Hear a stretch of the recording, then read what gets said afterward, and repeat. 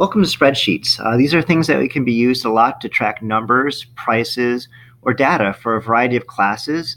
Businesses use this an awful lot to calculate out how much to charge for like their labor or their merchandise. And sometimes people will use this too to figure out how much money they have or how much money they have left. So the basic anatomy of a spreadsheet is the entire product itself that you see here is known as a workbook. And it's going to be made up of columns, which have letters, and rows, which have numbers. And what will happen then is when you have the letters and the numbers coming together, you'll have a grid. So in this case, I've highlighted D2, and you'll see that these things have been all set up. So if you're familiar with the game Battleship, think about how you put the little pegs in the board and you call for A2 or B7. Spreadsheets work pretty much the same way.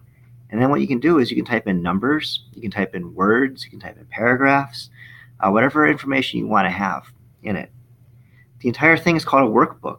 And then down below here, you can be seeing what's called a worksheet. In this case, this workbook has 2 worksheets in it. And you can toggle back and forth and see and interact with them.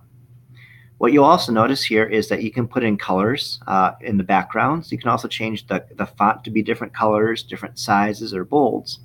And what you're going to practice in the spreadsheet is how to do some basic formatting and how to do some basic formulas.